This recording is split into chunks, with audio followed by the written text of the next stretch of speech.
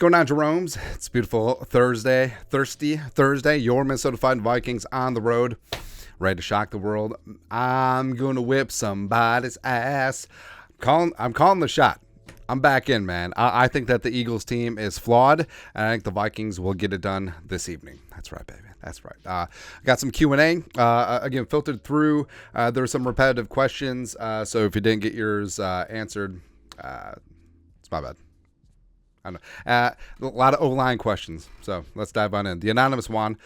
I've been watching the Vikings since 1996. I've been through it all with my team. I'm curious, how did you become a diehard Vikings fan yourself? Not sure if I ever heard the backstory. If you have one, love your content and keep up the grind. Even though I've lost, I'll watch a few videos. You always make me laugh.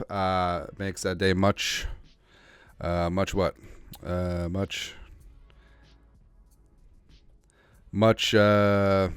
better. Thank you for that. Keep school alive. There you go. Let's see here. Backstory. Dad and Grandpa were fans. I was a super casual fan as a kid, as most kids are, right? But the year that really hooked me when 12, 13, somewhere in there, 98, Randy Moss, drafted him. And I've said this before, I was really into the draft. Like, he was the first prospect that I scouted, checking out Sports Illustrated and Sport Magazine, looking for everything about the kid from Marshall. It was great. So that's how I got hooked. Mr. Payday. How much do you think the quarterback situation next year is impacting JJ's contract dispute? I get he likes Cousins, but if we can get a younger guy, he could be his quarterback for years to come. I think that's a win-win. I think JJ, bottom line, wants to win, and I think that he wants to know who his quarterback is going to be. And he wants to get assurances that if Kirk is not the guy, the Vikings won't be out in the wilderness. Or, I mean, like, he practices with Jaron Hall. I'm sure that he will have an idea if he can be the guy or not. But I think that's what he's looking for, because JJ's won at every single level, and he truly does not like to lose. Where you've seen players that they're really indifferent to winning and losing. They just, hey, as long as I get the paycheck, whatever happens, happens. JJ needs to win, and that's why I love and respect about him. And I do think that that's part of it, where it's like, hey, I will sign this extension if you bring back Kirk for 2 years. That's where I honestly think that that's where we're at right now. Or some assurances that the Vikings will go up and get their quarterback of the future. Merle Hexam. Which title for the future Vikings documentary do you like better? 19-1, Getting It Done, the story of the Vikings, near perfect Minnesota Vikings, or near perfect, the story of the 2023 Vikings. I would go imperfect. That would actually be really good for the Vikings. Guapsui. What are your thoughts on Kevin O'Connell's play calling? Does he match up with some of the other top offensive-minded head coaches? I think that he is good at finding mismatches. I think that he's good at simplifying things for Kirk. I think that the running game leaves something to be desired. I think that at times he gets a little bit too myopic, and I think that just comes with experience. Remember, last year was his first year as a full-time play caller. He did call plays at times in Washington, and I'm sure he called a handful of plays probably in preseason with McVay and the Rams. But, I mean, there is an art. There is a skill when it comes to play calling, especially in flow, because it's not just calling your plays. Like, everyone can do X's and O's and design the perfect play, but how is that specific defense going to react to what you showed them? How do you counter the counter? Like, how do you adjust to their adjustments? Like, that is an entire different kettle of fish. And I think that Kevin O'Connell is still learning on the fly there. I would like to see more scheming of JJ to get open, even though obviously Jefferson still gets his. Also, work on those tight end screens, man. Abdul, we've seen a couple of games or halves last year, like the second half in week 1, where JJ is nearly invisible and lacks production. Do you think it's on JJ or Kirk and the entire offense? I think part of it. I think part of it is defenses scheming for JJ, doubling, tripling him, and bracketing him. I think a lot of it is on Kirk as well. Like, yeah, it's easy to get tunnel vision and, a couple errant throws and an interception where he's just staring down JJ. We'll give him flack for that, but yeah, I mean, you got to play your hot hand. Like, you got to feed your number one. And also comes down to Kevin O'Connell as well, like being able to motion JJ, find creative ways to get him off press, get him away from double teams, or make other options so completely wide open that it forces defense's hand to single up JJ again. Yeah. Casey Wall. Do you think that Aaron Rodgers, Brett Favre arc gets completed? Nah. I think if Rodgers does return, he'll be a Jet next year. I think there's some unfinished business there. Also, the contract. If you were to bring back the hot dish, what would you make for this week? Any requisite jokes? Well, I feel like the Philly cheesesteak would be too easy. Since we're Minnesotan, would you do like a Philly cheesesteak hot dish or like a Philly cheesesteak soup? Philly cheesesteak wild rice soup would actually be really good. I think I would go Pennsylvania Dutch, even though it's a little bit more Pittsburgh area, but make scrapple. So you grind up all like these pork scraps, and you combine it with like flour and cornmeal, and you just go at it, man. It's actually really, really good, man. Let's see here. I'll start. We should bring back a couple hot dishes. It's just there's only so many hours in the week, man. And now I got 3 kids. All-Star Elite. Do you think week 1 was more of a fluke or just a sign of things to come? Fluke. Absolute fluke. And the way that the offense struggled to start as well as struggled at the end, the defense was fantastic throughout most of the game except for the end when they got worn down. But, hey, I think this you saw glimpses of being elite on offense, elite on defense. And if they can put it all together, all of a sudden they're back to business. So I think it was an absolute fluke. The fact that they still nearly won after going down 0-3 in turnovers and just constantly just shooting themselves in the foot, fluke. Torrey Hansen. Going in next year, would you rather the Vikings draft a future quarterback with a first-round pick or 2 stud guards with the first 2 draft picks? Quarterback. Yeah, you can find stud guards later in the draft.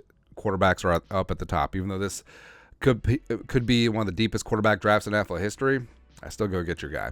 JJ Vikings Podcast. Hey, Andy, you really inspire me, and I love your channel. Thank you. I'm a young 13-year-old who does what you do on YouTube. Thanks for inspiration. Also, you try to reply to comments in the future. Still, you inspired me a lot. Thanks. Hey, thank you. We don't really respond a lot in the comments just because it takes up a lot of time.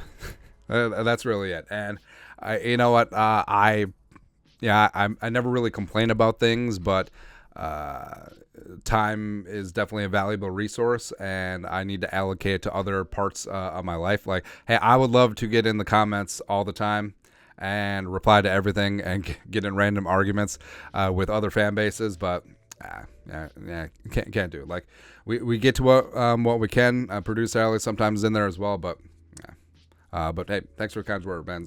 Keep your head up, keep grinding. 84goat28.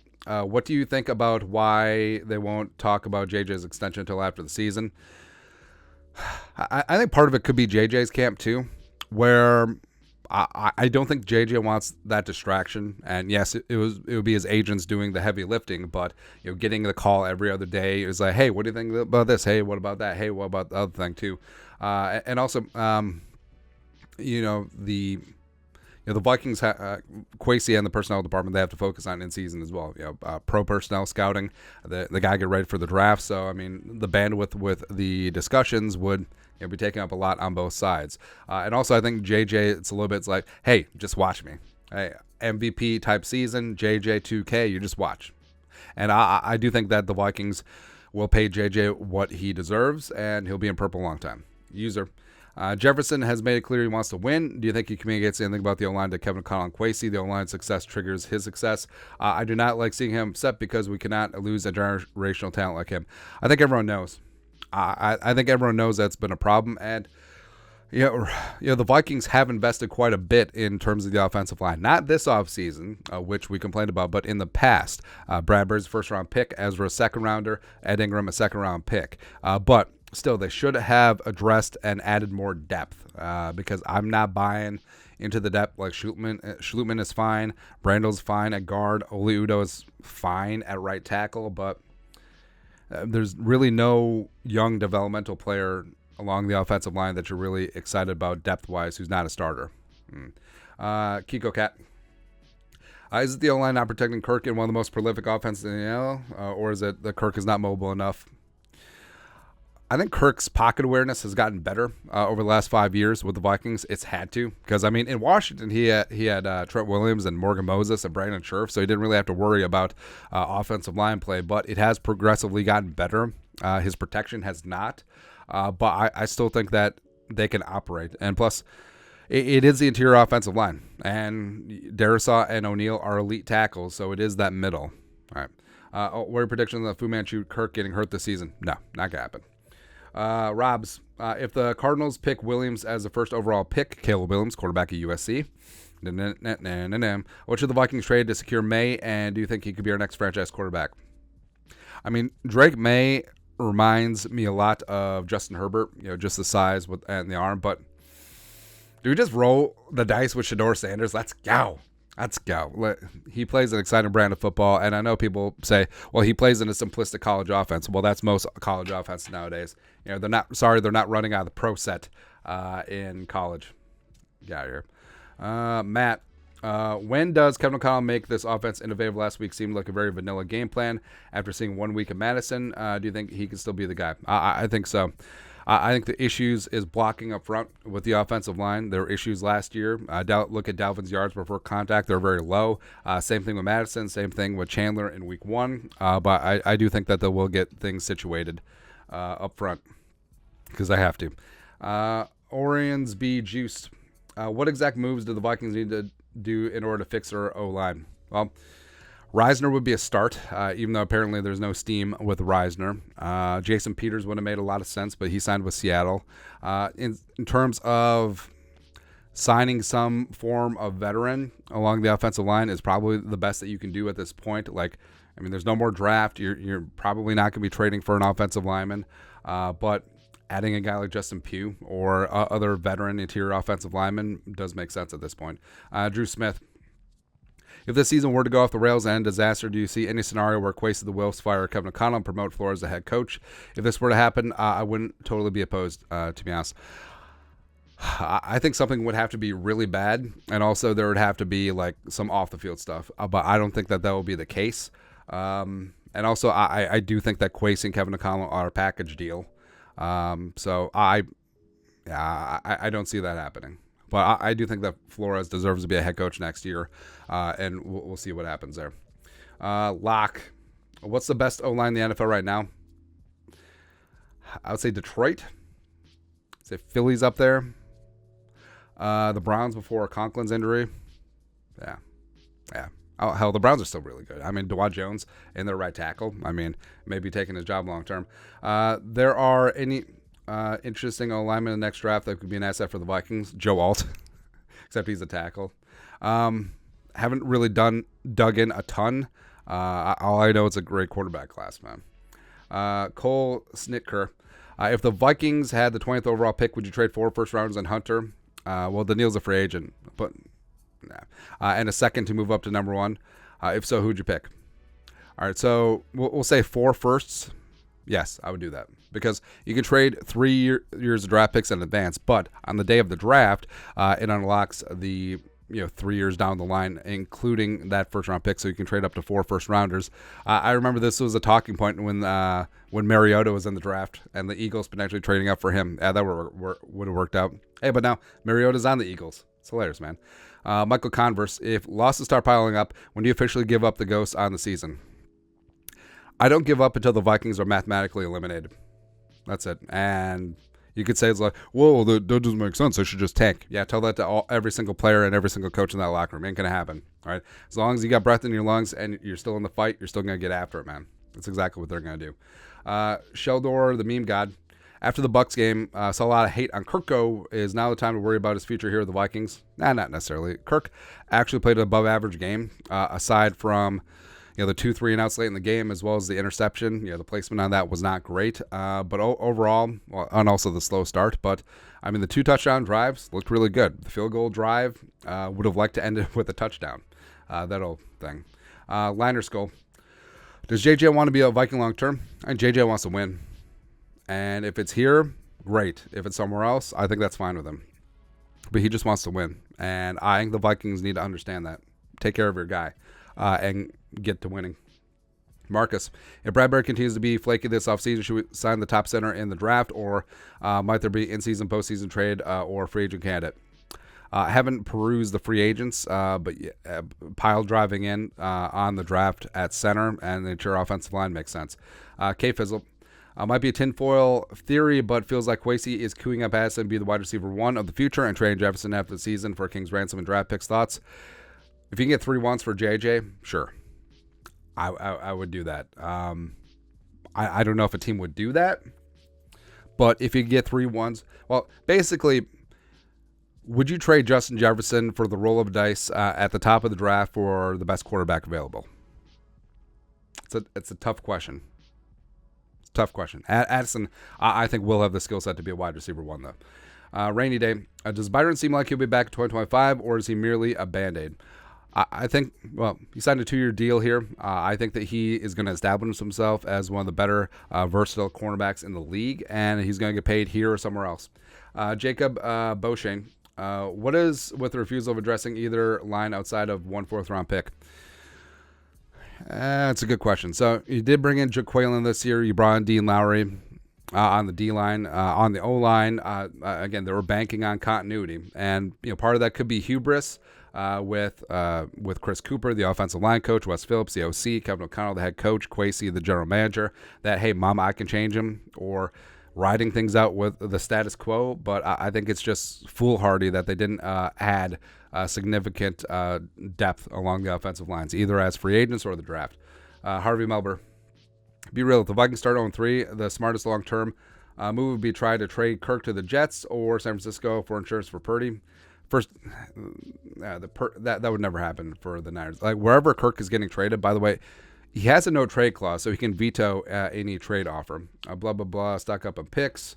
The remaining 14 games have to go perfect for us to even sniff the play. Well, I mean, 14-3 usually would get you into the playoffs. It would. But in terms of schedule-wise, so say the Vikings do start 0-3. Sure. You're at the Panthers. You're hosting the Chiefs. You're at the Bears, hosting the Niners, at the Packers, at Falcons, hosting the Saints, at Broncos, Bears. Right. So it's a meaty part of the schedule. Some very winnable games in the thick of things, though. And even if you start out 0-3, like, could you get to the bye at 6-6, 7-5? Yes, certainly possible.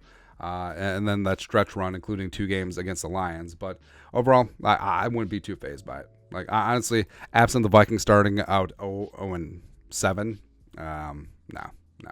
Randy Orton, do you think that Ryan Grigson is why the front office ignored the offensive line, the guys responsible for Andrew Luck's retirement? Well, they did draft Quentin Nelson, didn't he? No.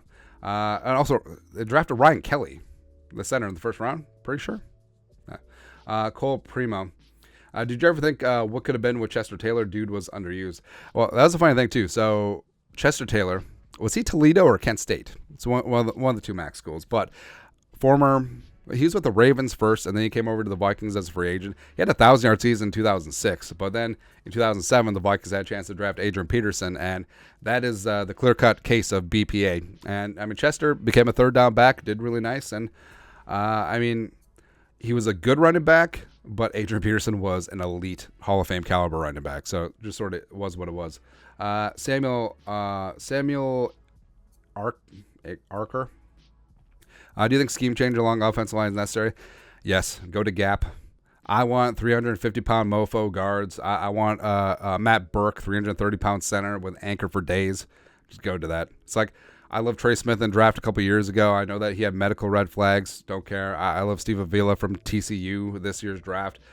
He's tearing things up after 1 week. It's just like, get guards with ass. Let's go, man. Super evil. Hams or grain belt? Both. Well, which one is free and which one's cold? When's the last time the Vikings went out and just punched a good team right in the mouth and just kept it going for 4 quarters? Maybe the Dalvin 4-touchdown game in Green Bay. I think Kevin O'Connell needs a game like that. Yeah, it might be that game in Green Bay. Yeah, or, I don't know, 2014 Week 1 at the St. Louis Edward Jones Dome. I think it was like 38-3, beating the Rams' ass. I think Cordero returned a kick. I think Harrison had pick 6 that game. Yeah. Or the Tennessee game in 2016. That was a good one. I think, Kendricks had a fumble recovery 6 in that game. Yeah. The Chargers game where our guy Fadi had a fumble 6. Where it was a strip sack on Rivers when they're playing in that super stupid soccer stadium for that year. Yeah, that was a good one too. Smashing Pumpkins. Do you think? A wild Bumbly. If your boy Pace Jr. would stop Mayfield on 4th and 1, would it change the outcome of the game? Yes. Yeah, it would have. Smashing Pumpkin. Do you think that Kwesi should be on the hot seat for doing nothing on the interior offensive line? GMs usually get 2 years of grace period. I think that he will go into next year on the hot seat. And if it's clear that the offensive line is the issue this season, which everyone saw from a mile away, then there will be some tough questions that got to be asked. Mr. Awesome, would you explain the not Carl Gerbschmidt reference, please? Thanks. Kevin Seifert is not Carl Gerbschmidt. What do you want from me? Jack M. What are the odds that Justin Jefferson is not a Viking next season? 1%. Like, it can't be 0, right? But I mean, it's extremely low. Cody's nuts. Netflix curse is real. Mahomes and Cousins lost their home openers. The cap is a myth. Hey, Mariota won his backup for the Eagles. Online alias.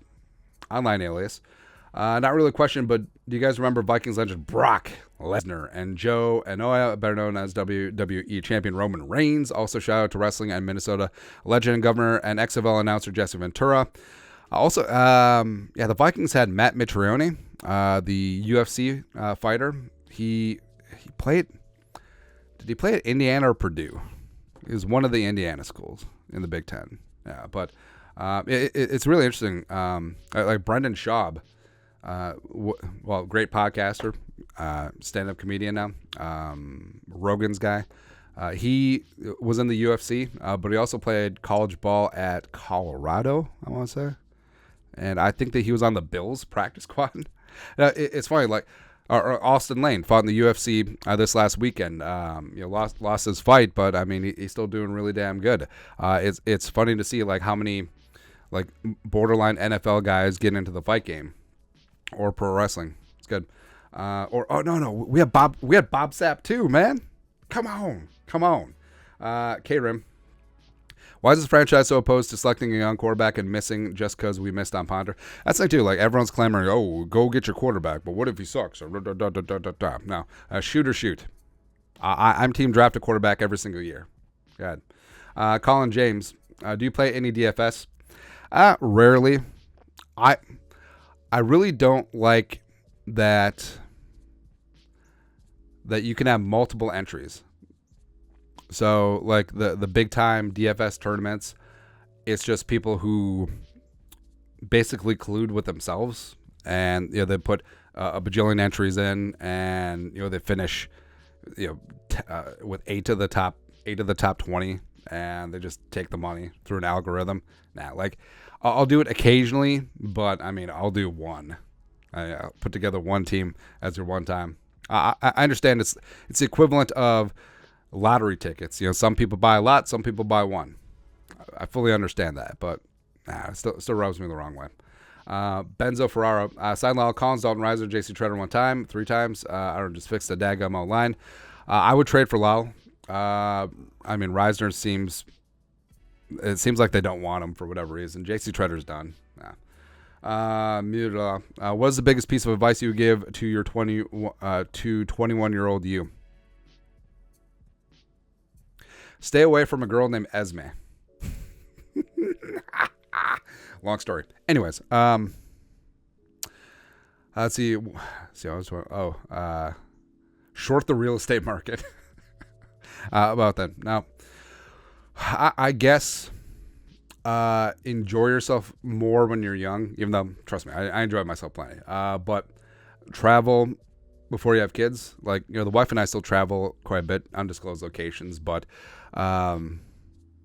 it's a little tougher with kids and more responsibilities, but also giving yourself a chance to have opportunities. Like, I used to be a chef, and I would love, if I was unattached, had very minimal responsibilities, just going and staging at a restaurant in Japan or Italy or France for 6 months. But obviously can't do that now. I would say take more chances. Like, when you don't have a lot to lose and you're not really risking a lot, you can definitely take some swashbuckling swings at the plate. But once you have a larger monthly nut, it's a little bit more tough. Other than that, don't be afraid to tell people that you love them. The time can be short. And also, see, whoa, I said I was 21, so I was like, 07. Oh, yeah, buy houses when they're really cheap. That'd be good. Oh, can I invent Uber? That'd be good, too. Anyways. Invent NFTs and crypto. There you go. Blockchain. Steven Schuster. I love Kirk as a human being, but does anyone actually believe he's capable of winning a Super Bowl? I think that you can win a Super Bowl with Kirk. He's a borderline win a Super Bowl because of. But yes, I think he's more than capable of winning a Super Bowl with. TG. Who is the worst team in bronze, silver, and gold? Vikings, Steelers, or Giants? So worse means higher, right? So Vikings would not place. Vikings would be a scratch. Steelers, bronze, Giants, silver, Bears, gold. Ha. Evans, over under 4 tight end screens on Thursday night, under, hopefully. User, Cowboys receive Kirk, Diggs, a bunch of firsts, blah, blah, blah. Bills get JJ and Prescott. Vikings get Josh Allen, Micah Parsons. I do not want Josh Allen. I don't. I mean, I take Micah Parsons, and I would just cut Josh Allen. Josh Allen for being an elite quarterback is ass. Thank you. That's it. Let's hear. West West. Should the Vikings be interested in Lyle Collins? Yes. Yes, it should. Could play tackle, could play guard. Yes. Young Sesame Chicken. Should the Vikings re-sign Kirk after the season? Unless your plan is 100%, you're going to trade up for a quarterback, yes, I would re-sign Kirk. And I think that Kirk will not find a better situation than right here. And I think that they could work out a one-year deal. Miles O'Leary, why is Ed Ingram like this? It's a very good question. Daniel Bergerman, where the draft focus next year with round 1 on new center, 2 new guards, a new franchise quarterback, our line trash period, players going to be. Yes. Hammer that into your offensive line. Find yourself a Trey Smith again in the 6th round. Go ahead. Anonymous Swan. Oh, boy. So I'm just going to paraphrase this. All right.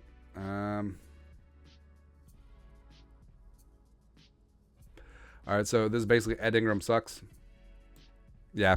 I mean, what's so weird is that Ed Ingram was known as a pass-blocking dynamo at LSU. He's a very solid pass protector. His run game struggled, but in the NFL, he's been decent in the run game, and he's been very poor as a pass protector. So hopefully that things can get together, because it seems like the Vikings are going to sink or swim with Ed Ingram at this point. But that's it. That's this week's Q&A. Vikings going to shock the world this evening. Get ready for it. Get ready for it, baby. But until next time, Skol, no production value. Actually, some.